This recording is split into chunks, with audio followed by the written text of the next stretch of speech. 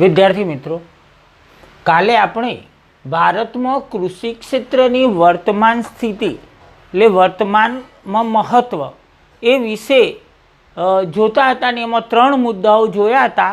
આજે પણ આપણે બીજા 3 જોવાના છીએ. આજે જોવાનું છે નિકાસ આવક.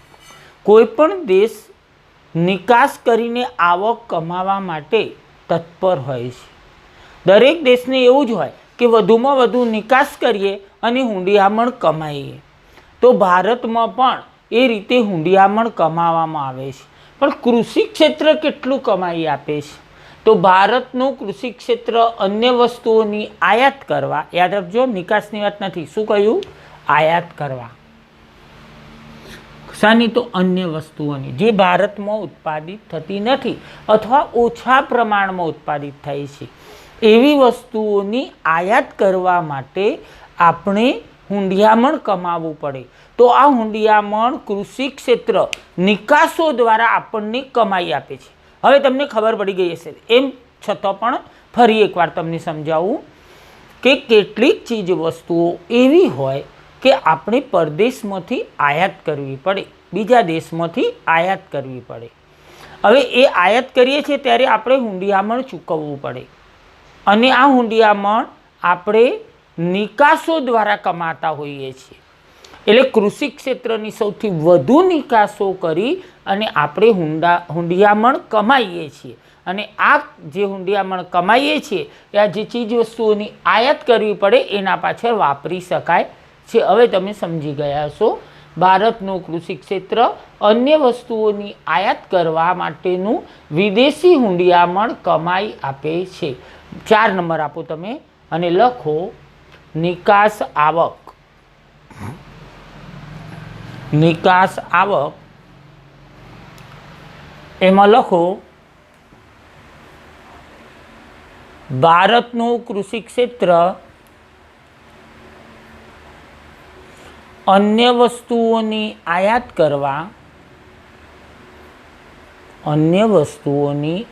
કરવા માટેનું વિદેશી હુંડિયામણ કમાઈ આપે છે.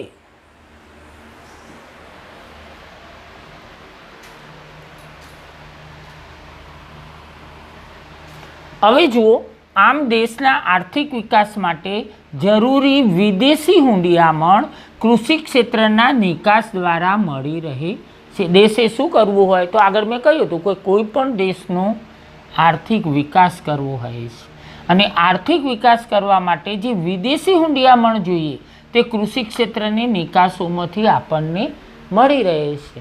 એટલે લખો તો આમ દેશના આર્થિક વિકાસ માટે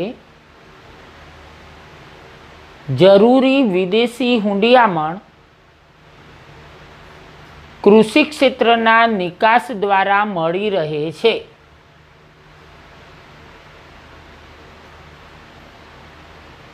હવે જો મુખ્યત્વે આપણે શું કરીએ છીએ તો ચા, મરી મસાલો, ફળ વગેરેની નિકાસ કરીને વિદેશી હુંડિયામણ કૃષિ ક્ષેત્ર દેશ માટે કમાઈ આપે છે.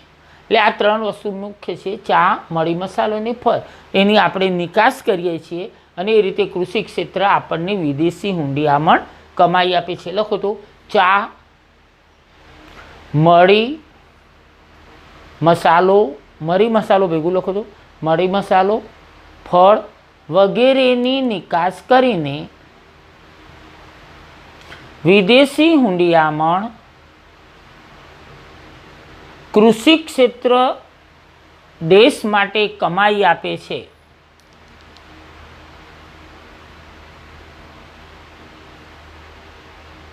ચલો એ પછી જુઓ, જ્યારે દેશ આઝાદ થયો ત્યારે ભારત જે નિકાસો કરતું હતું તે નિકાસોમાં 70% હિસ્સો કૃષિ ક્ષેત્રનો હતો. બરાબર વિચારો, 70% કૃષિ ક્ષેત્રનો હતો, જ્યારે વધ્યા કેટલા? 30%. એમાં ઉદ્યોગ અને સેવા બંને થઈને 30% હતા, જ્યારે એકલું કૃષિ ક્ષેત્ર નિકાસોમાં 70% સ્થાન ધરાવતું હતું. લખો તો આઝાદી સમયે, અગત્યનો આંકડો છે, આઝાદી સમયે દેશની કુલ નિકાસોમાં 70% હિસ્સો કૃષિ ક્ષેત્રનો હતો. પણ હવે શું થયું વિદ્યાર્થી મિત્રો, જુઓ 70% તો હતું જ દેશ જ્યારે આઝાદ થયો ત્યારે, પણ ધીમે ધીમે આગળ જતો શું થયું તો વિકાસની પ્રક્રિયામાં આ બે ક્ષેત્રોને વધારે મહત્ત્વ આપવામાં આવ્યું. પરિણામ શું આવ્યું તો કૃષિ ક્ષેત્રનો ફાળો ઘટ્યો. સમજી ગયા છો ને? એટલે આપણે એને આ રીતે લખીશું, દેશની વિકાસ પ્રક્રિયામાં, એટલે વિકાસ થયો ત્યારે દેશનો ઉદ્યોગો અને સેવા ક્ષેત્ર અગ્રસ્થાને રહેવાથી કૃષિ ક્ષેત્રનો ફાળો ઘટ્યો. બીજી પંચવર્ષીય યોજના યાદ કરો કે ઉદ્યોગોને વધુ મહત્ત્વ, મોટા ઉદ્યોગોને વધુ મહત્ત્વ આપવામાં આવે. એટલે આપણે એવું કહીશું, દેશની વિકાસ પ્રક્રિયામાં ઉદ્યોગો અને સેવા ક્ષેત્ર અગ્રસ્થાને રહેવાથી કૃષિ ક્ષેત્રનો ફાળો ઘટ્યો છે. નોંધો તો, દેશની વિકાસ પ્રક્રિયામાં ઉદ્યોગો અને સેવા ક્ષેત્ર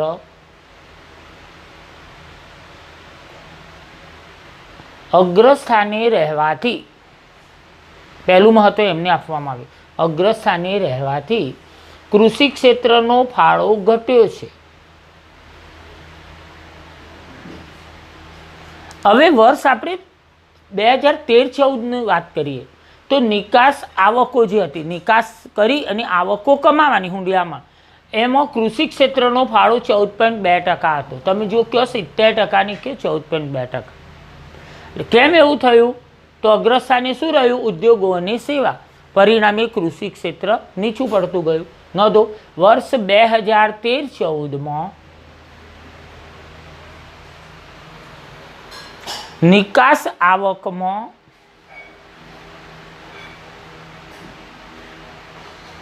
કૃષિ ક્ષેત્રનો ફાળો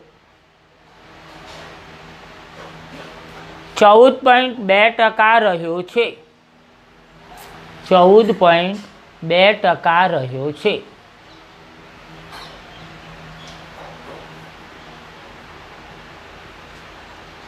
એ પછી આપણો પાંચમો મુદ્દો છે ઔદ્યોગિક વિકાસનો પાયો. તમે મુદ્દો બનાવી દો, ઔદ્યોગિક વિકાસનો પાયો.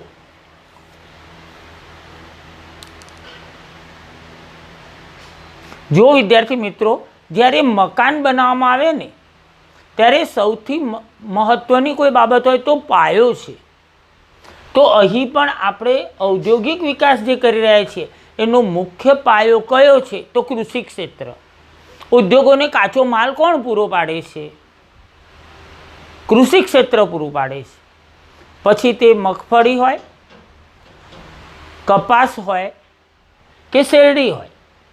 એટલે કૃષિ ક્ષેત્ર ઔદ્યોગિક ક્ષેત્રના વિકાસનો આધાર બને છે. બરાબર, ફરી એકવાર જો જોડાયેલું છે એકબીજા સાથે, કૃષિ ક્ષેત્ર ઔદ્યોગિક ક્ષેત્રના વિકાસનો શું બનશે? આધાર બને છે. ઉદ્યોગોને કાચો માલ કૃષિ ક્ષેત્ર દ્વારા પૂરો પાડવામાં આવે છે. ઉદ્યોગોને જો કાચો માલ જ પૂરો પાડવામાં ન આવે તો ઉદ્યોગો બિલકુલ વિકાસ ન કરી શકે. અને જ્યારે ઉદ્યોગો વિકાસ ન કરી શકે તો દેશ આર્થિક વિકાસ નહીં કરી શકે. એટલે પહેલાં એવું કહીએ કે વિકાસનો આધાર છે કૃષિ ક્ષેત્ર, ઉદ્યોગોના વિકાસનો આધાર છે. પછી એવું કહીએ કે કાચો માલ કૃષિ ક્ષેત્ર પૂરો પાડે છે. એ પછી એવું કહીએ કે ઉદ્યોગો ઉત્પાદન વધારીને વિકાસ કરી શકે છે. કૃષિ ક્ષેત્ર ઉદ્યોગોને કાચો માલ પૂરો પાડે છે, પરિણામે ઉદ્યોગો પોતાનું ઉત્પાદન વધારે છે અને ઉત્પાદન વધારીને દેશના લોકો સુધી પહોંચાડે છે, એટલે વિકાસ કરે છે. એટલે ચલો, ઉદ્યોગોનો કાચો માલ કૃષિ ક્ષેત્ર દ્વારા પૂરો પાડવામાં આવે છે, તેથી ઉદ્યોગો ઉત્પાદન વધારી વિકાસ કરી શકે છે. હવે ઉત્પાદન વધાર્યું પણ વેચવા ક્યાં જવાનું? તો આપણે સીધું કહ્યું હતું કે 68.8% લોકો ગામડાઓમાં રહે છે. હવે એ લોકો સૌથી વધુ માંગ કરે છે કારણ કે મોટો જથ્થો છે. જો એ લખ્યું છે ભારતમાં સૌથી મોટું બજાર ગ્રામ્ય ક્ષેત્રો બને છે. ગ્રામ્ય ક્ષેત્રે 68.8% વસ્તી, જે આગળ આવી ગયું છે, ઉદ્યોગોની ઉત્પાદિત વસ્તુઓની માંગ કરે છે. એટલે ઉદ્યોગો જે ઉત્પાદન કરે છે એની સૌથી વધુ માંગ ગ્રામ્ય ક્ષેત્ર કે જે કૃષિ ક્ષેત્રે જોડાયેલા છે એવા લોકો કરે છે. એટલે ઉદ્યોગોનો પાયો જોવા જઈએ, ફરીથી એક ઉદ્યોગોના વિકાસનો પાયો જોઈએ તો કૃષિ ક્ષેત્ર જ છે એવું ચોક્કસ થઈ જાય છે. લખો તો એમાં ડેશ મારીને લખો. કૃષિ ક્ષેત્ર ઔદ્યોગિક ક્ષેત્રના પાયાનો આધાર બને છે. કૃષિ ક્ષેત્ર ઔદ્યોગિક ક્ષેત્રના વિકાસનો આધાર બને છે. ડેશ મારીને લખો. ઉદ્યોગોનો કાચો માલ કૃષિ ક્ષેત્ર દ્વારા પૂરો પાડવામાં આવે છે. કૃષિ ક્ષેત્ર દ્વારા પૂરો પાડવામાં આવે છે. ફરીથી ડેશ મારીને લખો. તેથી ઉદ્યોગો ઉત્પાદન વધારીને વિકાસ કરી શકે છે.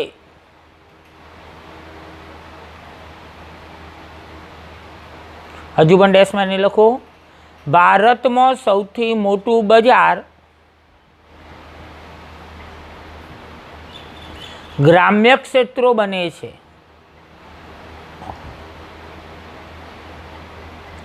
આંકડા સાથે લખી દઈએ. ડેશ મારીને લખો. ગ્રામ્ય ક્ષેત્રની 68.8% વસ્તી ઉદ્યોગોની ઉત્પાદિત વસ્તુઓની માંગ કરે છે.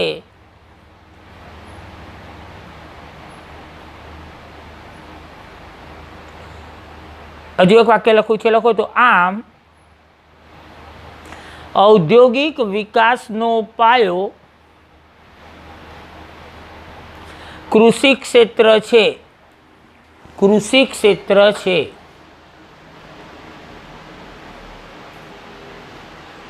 ચલો વિદ્યાર્થી મિત્રો, હવે આપણે છઠ્ઠો અને છેલ્લો મુદ્દો જોઈ રહ્યા છીએ, કૃષિ ઉત્પાદનમાં વૃદ્ધિ. તમે મુદ્દો બનાવી દો પહેલા. કૃષિ ઉત્પાદનમાં વૃદ્ધિ.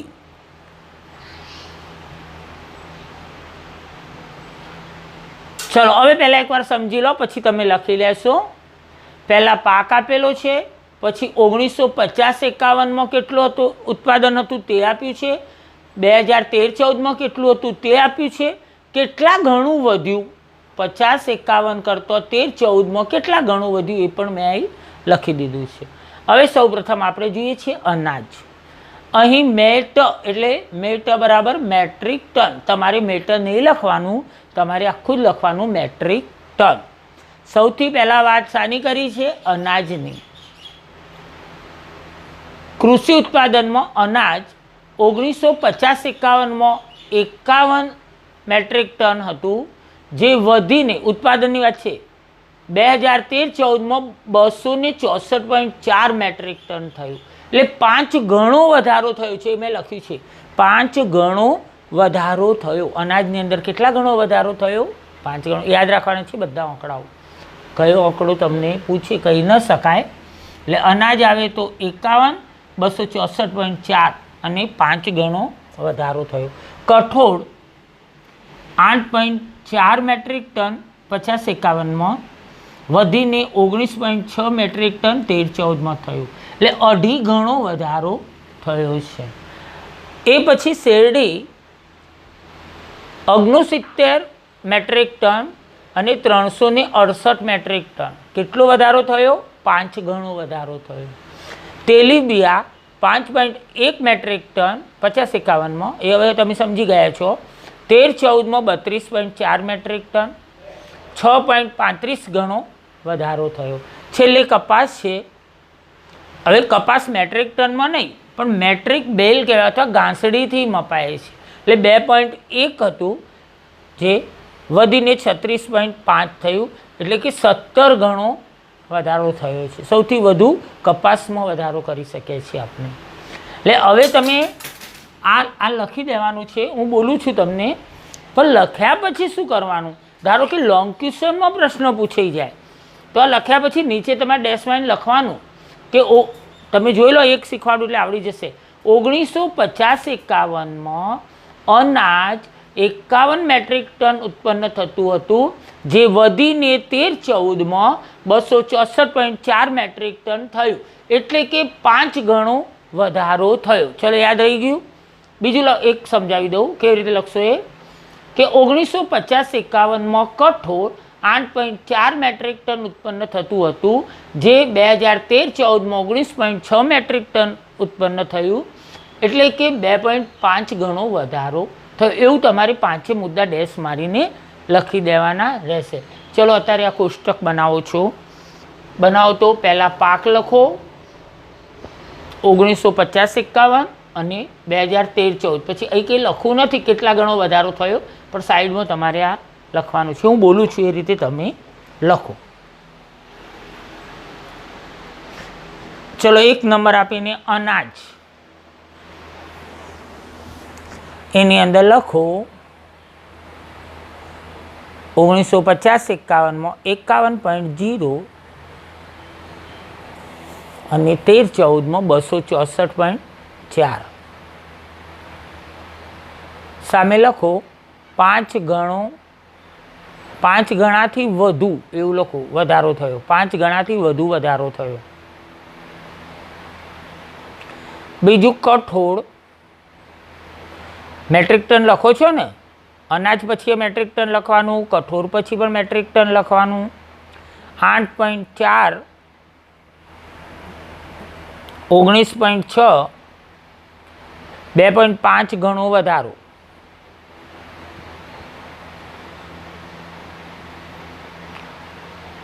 ત્રણ નંબર આપીને શેરડી લખો મેટ્રિક ટન કૌંસમાં 69.0 348.0 5 ગણો વધારો. 4 નંબર આપીને તેલીબિયા લખો મેટ્રિક ટન લખજો કૌંસમાં 5.1 32.4 6.35 ગણો વધારો. 5 નંબર કપાસ. હવે જો મેટ્રિક ટન નથી એટલે કૌંસમાં લખો મેટ્રિક બેલ અને બીજું એના નીચે કૌંસમાં લખો ઘાસડી.